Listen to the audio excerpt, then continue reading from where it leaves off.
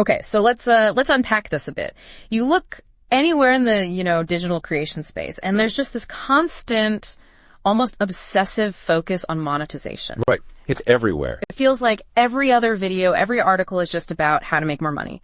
We even saw this source mentioning a 25-year-old apparently making like $10,000 a month. Wow. Yeah, that's a big number. It really is. And it's easy to get caught up in that, right? It makes you wonder, okay, when creators actually sit down, start building something, what's really driving them? Is it always just the bottom line? Well, what's fascinating here, and what our sources show, is this really powerful counter-narrative to that purely financial focus. Okay.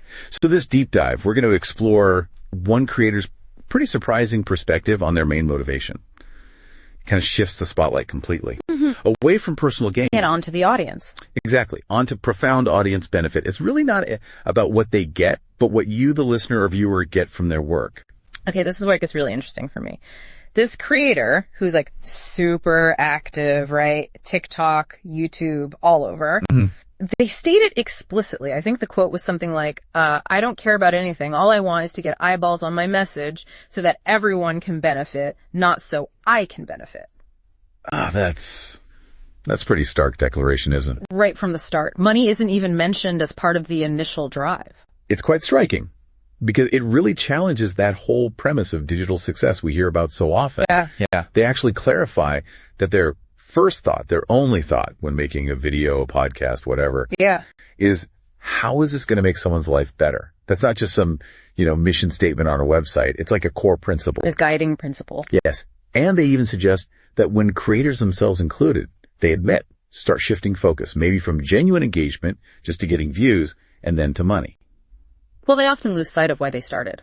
That makes sense. And what's compelling too is they're not like judging others who start channels just to make money. They specifically say, wish them all the best. Right. No judgment there. But for them personally, the whole reason to create is for someone else to benefit. Any personal gain, maybe even making money, that's just a bonus. Just a bonus. Yeah. Not the core engine at all.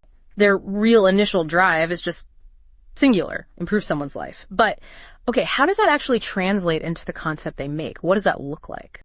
Well, that's the key question, isn't it? And it shows up in really specific ways.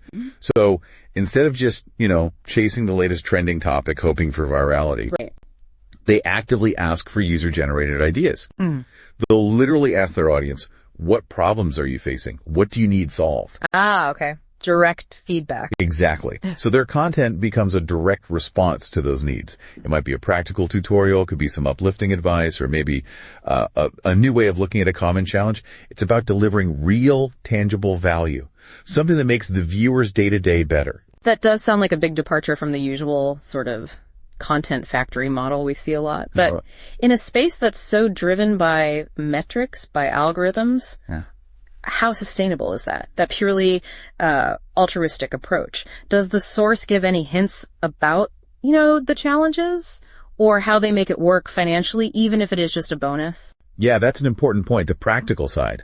While the motivation isn't money, they obviously understand that sustainability matters. Sure. You have to keep the lights on. Right. And the source suggests that by consistently putting out genuine value, by really fostering this engaged community, they've built up this incredibly loyal audience. Okay, so the loyalty pays off indirectly. It seems so. Right. That kind of organic loyalty often leads to, indirect financial opportunities, maybe sponsorships that actually align with their values, or even just passive income from the platforms themselves. But it's all genuinely seen as that bonus. On top of the main goal. Exactly. The real challenge, of course, is resisting that siren song of quick wins, focusing on the long-term impact instead of short-term gains. So wrapping this up then, what does this all really mean? It feels like it presents this really powerful contrast for us, for you listening to think about.